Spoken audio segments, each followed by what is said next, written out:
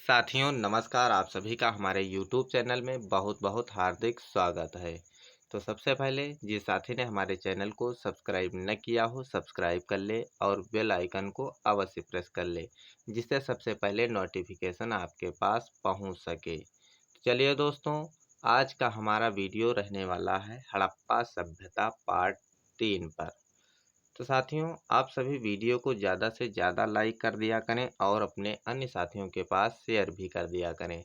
तो जैसा कि आप सभी को पता है कि हमारे द्वारा हड़प्पा सभ्यता पार्ट 1 पार्ट 2 जो है अपलोड किया जा चुका है। उसी क्रम में आज हम हड़प्पा सभ्यता पार्ट 3 आप सभी की मांग पर बनाने वाले हैं। चलिए दोस्तों, हड़प्पा सभ्यता पार्ट 3 जो है देख लेते हैं। दिया गया है पहला पॉइंट, हड़प्पा सभ्यता को निम्न नामों से जाना जाता था। किन किन नामों से जाना जाता था यह देख लेते हैं। तो हड़प्पा सभ्यता को हड़प्पा सभ्यता, सिंधु सभ्यता, सरस्वती सभ्यता, प्रथम नगरीय क्रांति, कांस्य युगीन सभ्यता, इन सभी नामों से जाना जाता था। चलिए अगला पॉइंट दिया गया है 1826 ईस्वी में सबसे पहले चार्ल्स मेसन ने सर्वप्रथम हड़प्पा के टीले के तरफ ध्यान आकर्षित किया था, लेकिन इस पर कोई भी कार्य नहीं हुआ। कोई भी कार्य इन्होंने नहीं किया, लेकिन सबसे पहले ध्यान आकर्षित किया था 1826 ईस्वी में।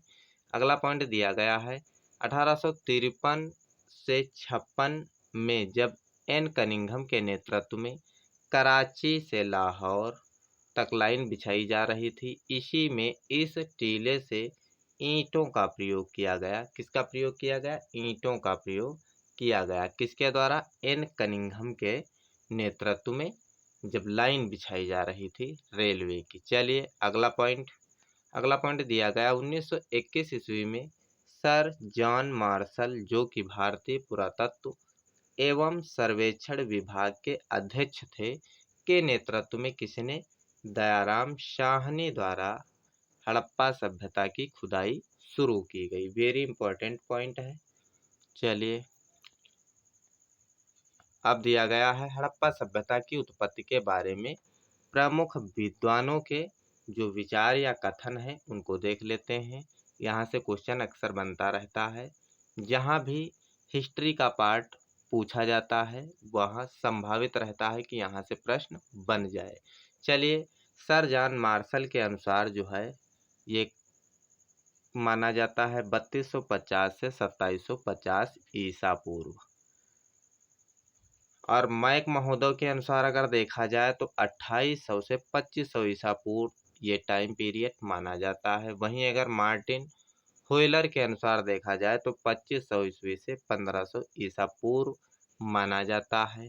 वहीं अगर अगले विद्वान हैं आर्य शर्मा के अनुसार देखा जाए तो 2550 ईस्वी से 1900 ईसा पूर्व ये टाइम पीरियड माना जाता है। फेयर सर्विस के अनुसार अगर देखा जाए तो उन्होंने बताया कि 2000 से 1500 ईसा पूर्व तक ये टाइम पीरियड माना जा सकता है। चलिए अगला पॉइंट दिया गया है हड़प्पा सभ्यता मात्र सत्तात्मक प्रतीत होती है।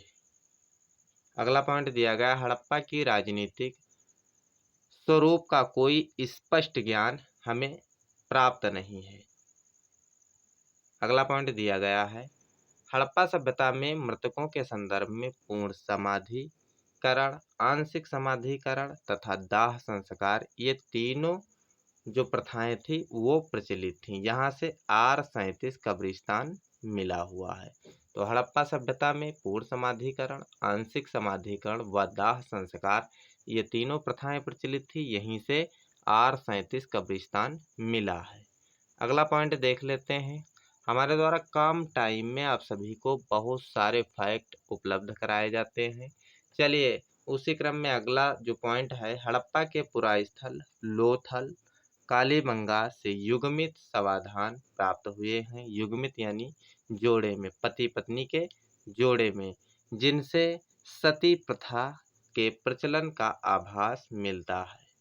यहाँ से पता चलता है कि पहले जो हड़प्पा में थी क्या सती प्रथा प्रचलित थी, लेकिन साक्ष्य नहीं प्राप्त हुए हैं। मोहनजोदड़ो से प्राप्त एक मुहर में चित्रित देवता को पशुपति शिव बताया है। जो मुहर मिली है मोहनजोदड़ो से, उस पर एक मूर्ति छपी हुई मिली है, उसको क्या बताया गया है? पशुपति शिव बताया गया है। चलिए अगला पॉइंट दिया गया है, लोथल और कालीबंगा से अग्नि वेदिकाएं प्राप्त हुई हैं। कहाँ कहाँ से? लोथल और कालीबंगा से। अगला पॉइंट दिया गया है, सिंधु प्रदेश से भारी संख्या में आग में पकी मिट्टी की मूर्तिकाएं प्राप्त हुई हैं। कहाँ से प्राप्त हुई? सिंधु प्रदेश से आग में पकी हुई मिट्टी की मूर्तिकाएं प्राप्त हुई हैं। अगला पॉइंट दिया गया है, सिंधु सभ्यता के लोग तलवार से परिचित नहीं थे। किससे परिचित नहीं थे? तलवार से परिचित नहीं थे। Very important point. हड़प्पा सभ्यता में पकी मिट्टी की मूर्तियों का निर्माण चिकोटी पद्धति से किया जाता था। किस पद्धति से? चिकोटी पद्धति से किया जाता था। अगला पॉइंट दिया गया, हड़प्पा सभ्यता से लाल पत्थर के बनी एक मनुष्य के धड़ की मूर्ति मिली है, जिसकी ऊंचाई 3.25 इंच है। यह मूर्ति राष्ट्रीय संग्रहालय नई दिल्ली में सुरक्षित है। कहाँ? राष्ट्रीय संग्रहालय नई दिल्ली में सुरक्षित है। चलिए अगला पॉइंट देख लेते हैं। अगला पॉइंट दिया गया, हड़प्पा से ही माँ के साथ जुड़वा बच्चों के मृण की मूर्ति मिली हुई है। चलिए अगला पॉइंट दिया गया है, हड़प्पा से बहुरंग चित्रित पात्र मिले हैं। मतलब कई रंगों से चित्रित पात्र मिले हुए हैं। अगला पॉइंट दिया गया है, हड़प्पा सभ्यता के लोग एल आकार की ईंटों का प्रयोग करते थे। किस आकार की? एल आकार की ईंटों का प्रयोग करते थे। मोहनजोदड़ो से कांस्य नर्तकी की मूर्ति प्राप्त हुई है, जिसकी लंबाई 9 सेंटीमीटर है। वेरी इंपॉर्टेंट पॉइंट, कई बार परीक्षा में पूछा जा चुका है। अगला पॉइंट दिया गया है, मोहनजोदड़ो को मृतकों का टीला कहा जाता है। किसका टीला कहा जाता है? मृतकों का टीला कहा जाता है। इसका अर्थ ही होता है मोहनजोदड़ो। यहीं से नटराज की मूर्ति भी प्राप्त हुई है, जिसकी ऊंचाई कितनी है? 7 से 8 इंच। चलिए अब देख लेते हैं हड़प्पा सभ्यता का पतन।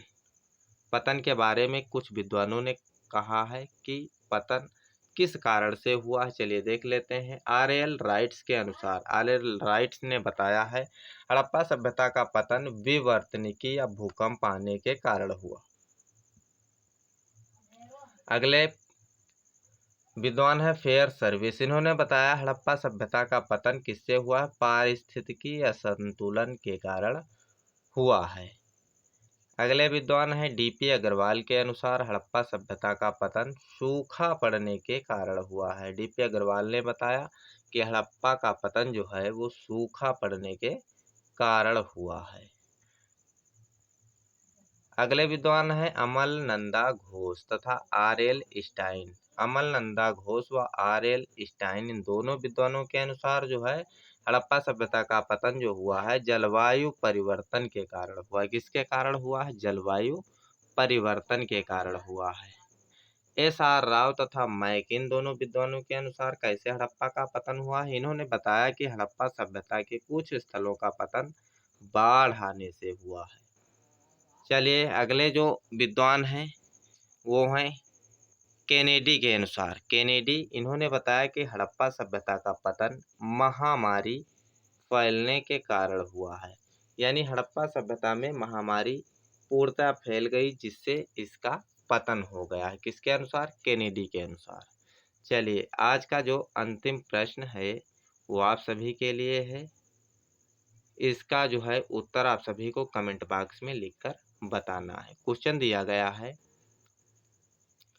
कि मुगल ग्रंथ में पशु पक्षियों का सबसे अच्छा अंकन है, तो किसमें है?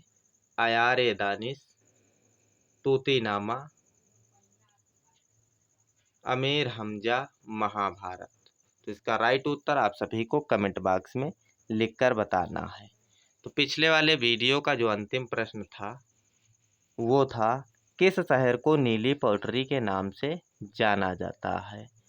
तो किस शहर को जाना जाता है?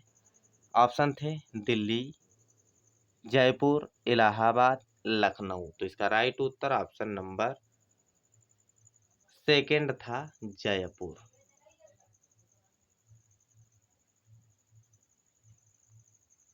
तो इसी क्रम में हमारे वीडियो आते रहेंगे। यदि आप सभी का अच्छा रिस्पांस मिला तो हिस्ट्री के अन्य टॉपिकों पर हमारे द्वारा वीडियो अवश्य बनाए जाएंगे। तो फिर मिलते हैं अगले टॉपिक के साथ। तब तक के लिए नमस्कार, धन्यवाद, जय हिंद।